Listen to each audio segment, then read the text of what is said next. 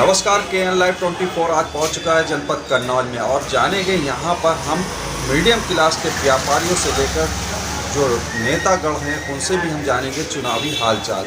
आखिरकार जो इस समय कन्नौज सदर विधानसभा में एक बड़ा चेहरा निकलकर सामने आया है, वो चेहरा क्या समाजवादी पार्टी को इस बार ध्वस्त करेगा या नहीं। हम आप बात कर रहे हैं पूर्व कमिश्नर असीम अरोड़ जी की। आपको बता दें, पूर्व कमिश्नर असीम अरोड़ जी ने अपने कार्यकाल से इस्तीफा देकर विधानसभा कन्नौज से चुनाव लड़ने का मन बनाया है। कहा जा रहा है कि भारतीय जनता पार्टी की तरफ से उम्मीदवार होंगे असीम अरोड़। इसी की ज़्यादा जानकारी के लिए हम आए हैं यहाँ पर। हमारे साथ में राजनीति में अच्छी पहचान रखने वाले ललई गुरुजी मौजूद हैं। उनसे बात करेंगे कि असीम अरोड़ जी इस बार सपा का किला ढा सकेंगे सदर विधानसभा में या फिर समाजवादी पार्टी का कब्जा रहकर कन्नौज में महफूज रह पाएगा। आइए जानते हैं ललई गुरुजी से। बहुत बहुत धन्यवाद हमारे चैनल में आपका। सर ये बताइए, जो असीम अरोड़ जी सदर विधानसभा कन्नौज में आए हैं, ये क्या समाजवादी पार्टी का किला ध्वस्त कर पाएंगे? ऐसा है, असीम अरोड़ जी बहुत ही ईमानदार और नेक आदमी हैं। हमारी उनसे मुलाकात हुई। हमने उनसे कहा कि भाई अगर आप चुनाव लड़ रहे तो जनता के लिए आप क्या संदेश देना चाहते हैं। उन्होंने कहा कि हम जनता की हर बात सुनेंगे। अगर यहाँ से जीत के जाते हैं तो जनता को किसी प्रकार की कोई दिक्कत नहीं होगी। हम वो कार्य करेंगे पोस्टमैन की तरह। अगर कोई जनता को दिक्कत होती है तो वो ये बात हम ऊपर ले जाकर पहुँचाएंगे। अभी तक जो भी लोग बने उन्होंने अभी तक ऊपर जाके कोई बात नहीं बताई। तो वो इतने पढ़े लिखे पूर्व कमिश्नर हैं, उनको हर बात की जानकारी है और जनता उनसे बहुत ज़्यादा जुड़ रही है और जनता उनसे बहुत ही ज़्यादा खुश है। उनकी बातचीत और उनका सभी नियम और कायदे कानून उनके भी देखे तो वो हर तरह से यहाँ उनकी जनता मदद कर रही है और जनता उनके साथ एकदम लंबा झुकाव एकदम हुजूम चल रहा है और असीम अरोड़ जी यहाँ से वो जीत के जाएगी। अगर आपको इतना कॉन्फिडेंस है कि क्यों अभी तक भय बना हुआ है, उन्होंने क्यों नहीं अभी सूची जारी की है, उनको प्रत्याशी अभी तक क्यों नहीं घोषित किया है? ऐसा है कि जो आप सवाल कर रहे हैं इसके लिए आप ये मान के चलिए, हम अपने उससे अंदाज से नहीं, अंदर से सूत्रों से जो पता लगा है वो 99% उन्हीं की सीट रहेगी और वो यहाँ से सीट निकालेंगे भी। नहीं, सवाल ये है कि अभी तक भारतीय जनता पार्टी ने अपने मजबूत दावेदारों की सूची जारी क्यों नहीं की जनपद कन्नौज में? ऐसा है कि कुछ वजह कहीं ना कहीं सहारा देख रहे हैं कि समाजवादी पार्टी अपने प्रत्याशी घोषित करे, उसके बाद हम उनका आकलन देख के मजबूत और चेहरे लाएं। ये बात भी है, लेकिन असीम अरोड़ के लिए वो यहीं से लड़ेंगे चुनाव, ये मेरा पूरा दावा है। असीम अरोड़ जी की अगर बात की जाए तो एक और बड़े चेहरे का नुकसान कहीं ना कहीं भारतीय जनता पार्टी में देखने को मिल रहा है। हम बात कर रहे हैं बनवारी लाल धोरे की। अगर बनवारी लाल धोरे का यहाँ से टिकट कटता है तो क्या आपको लगता है कि दलित समाज जो है भाजपा से मुंह मोड़ देगा? देखो ऐसा है कि जो आप प्रश्न किया है, ये हमारा भारतीय जनता पार्टी का उद्देश्य ये रहता है कि सबको साथ में लेके चले।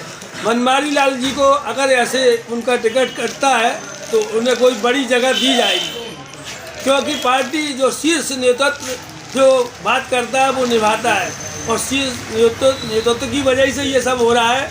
जो आदेश मिलता है, भारतीय जनता पार्टी एक ऐसी पार्टी है जो कहती है वो करती है, क्योंकि वो सभी को साथ में लेकर चल रही है और उनका ऊपर भी ध्यान है बनवारी लाल जी के लिए भी, तो उनको ज़रूर कहीं ना कहीं कुछ दिया जाएगा।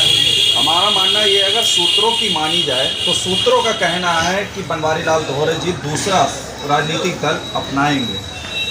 ये कहाँ तक सच्चाई है, खबर निकल कर सामने आ रही है? वैसे अभी ये केवल गणमान्य कहानी है, अभी ऐसा कोई संदेश नहीं है। बनवारी लाल जी एक ईमानदार कर्मठ नेता रहे, उन्होंने कभी कोई पार्टी नहीं बदली और वो हर तरह से पार्टी का उन्होंने साथ दिया है। और ये जो बात रूमर हो रही है, ये तो रूमर है। मैंने देखा आपकी कई मुलाकातें असीम अरोड़ जी से हुई हैं अभी इस्तीफा देने के बाद में। क्या कोई ऐसी बात हुई है कि वो सभी समाज को साथ लेकर चलने की बात कही हो, उन्होंने सभी समाज का वोट देने की बात कही हो? असीम अरुण जी साहब का कहना है कि हम सभी जितने भी जात भेदभाव नहीं रखेंगे और सभी जात से हम निवेदन करेंगे और सभी जात का वोट लेंगे। जब सभी जातें देंगी तभी तो हम निकलेंगे। जनपद अगर कन्नौज की बात कर ली जाए तीनों सीटों की, तो तीनों सीटों पर क्या भारतीय जनता पार्टी की पकड़ है?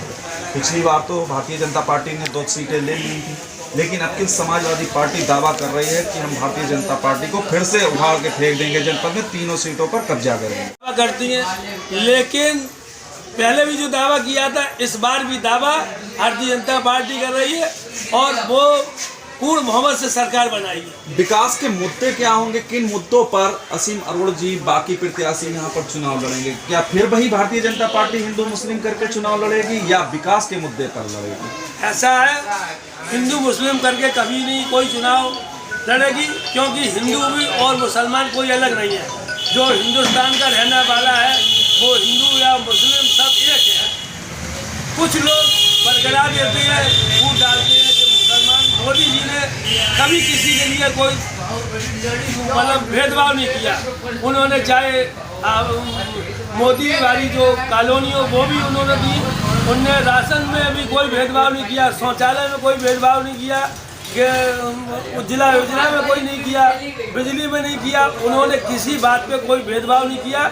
हिंदू मुस्लिम उन्होंने एक समान समझा और अब भी एक समान ही समझेंगे, क्योंकि वोट की राजनीति ऐसी होती है, होती रहती है। चलिए, बहुत बहुत धन्यवाद। जैसा कि आप सुन रहे थे, हमारे साथ में बातचीत करने के लिए मौजूद थे लड़ई गुरु, भाजपा के ये वरिष्ठ नेताओं में से हैं।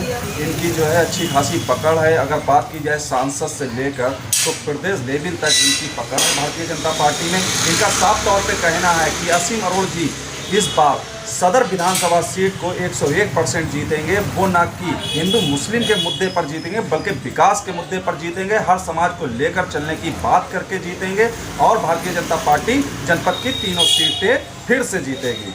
KN Live 24 के लिए आलम कुरैशी।